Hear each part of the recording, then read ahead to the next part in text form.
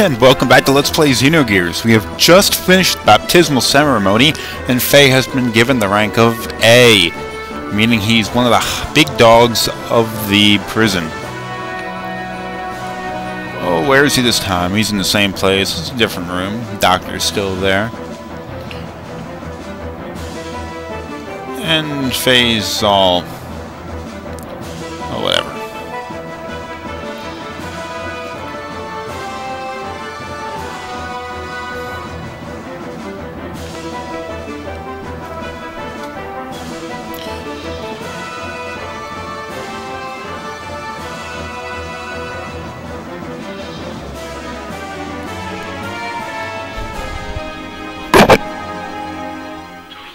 Now, the thing about this is, and the idea is anyway, that even if you got a bad ranking, like a D or C, whatever, the idea is that it's explained by the fact that Faye was injured when he was brought in.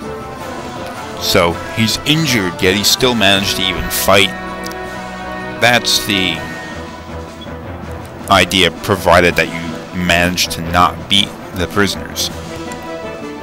Now, if you get a rank A, or you get a rank D, or B or C, it doesn't matter.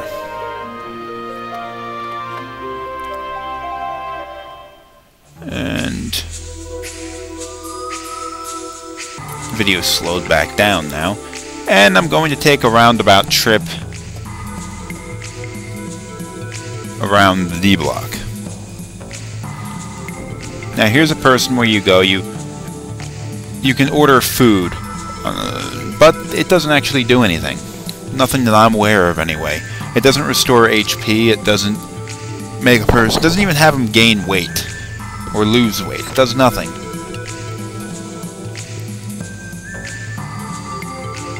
You're forced to go out this door because the door on the other side of the building is broken. There are a lot of ladders. You can wander around on the top of this building here. Man, up here there's a train that goes through, a monorail that goes through the D block.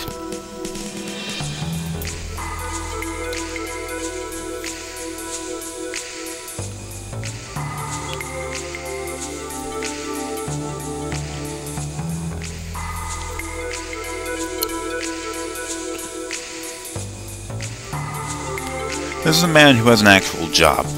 It's one of the things about Nortune is the D block. No, there goes the monorail train. One of the things about the D block is it's not just a prison. The people there have jobs. Well, people in normal prisons have jobs too, but it's... you need to work in order to survive. You buy your own food and all of that crap. Although you can get the food for free. The character can get the food for free. I imagine that people have to make a living to survive. And people have to do different things to make a living. Now, the more technically minded people are like this guy, who keep track of the train. You also get people like that guy there is fixing the air conditioning. Somebody's fixing the roof over here. Some people own shops. This is a bar over here that somebody owns. That woman back there. And this beastoid man runs a shop. His name is Hammer. Hammer the Supplier.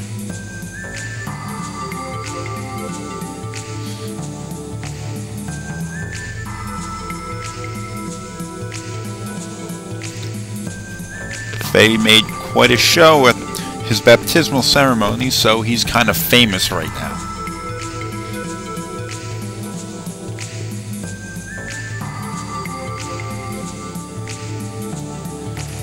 Hammer is going to call him Bro.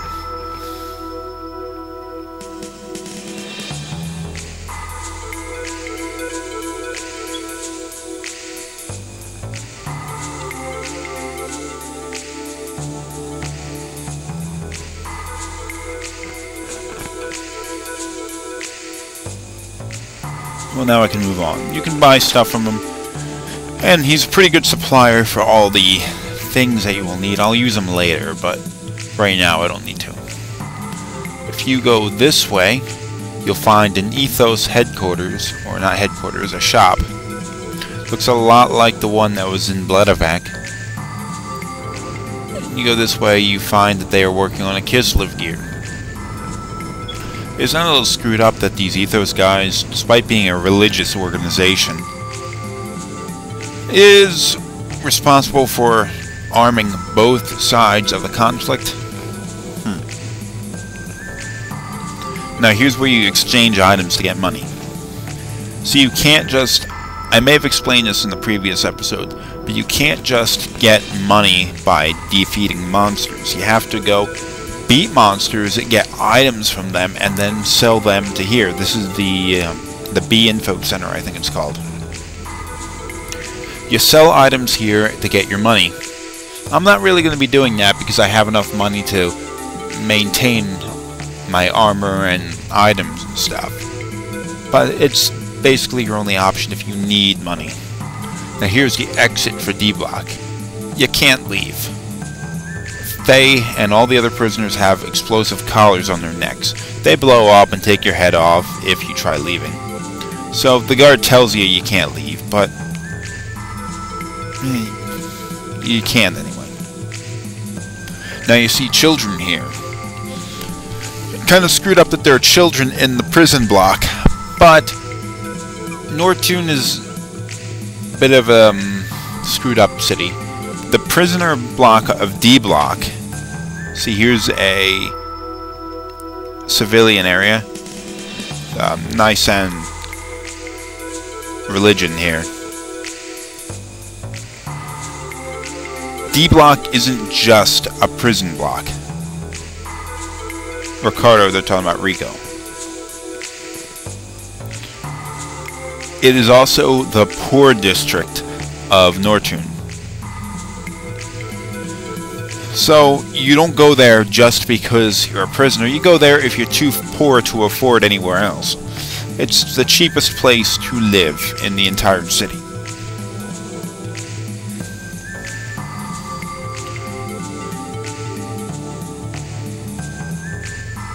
Now, if you look at the architecture of the kind of buildings that are around here, it strikes me as sort of it's heavily industrialized.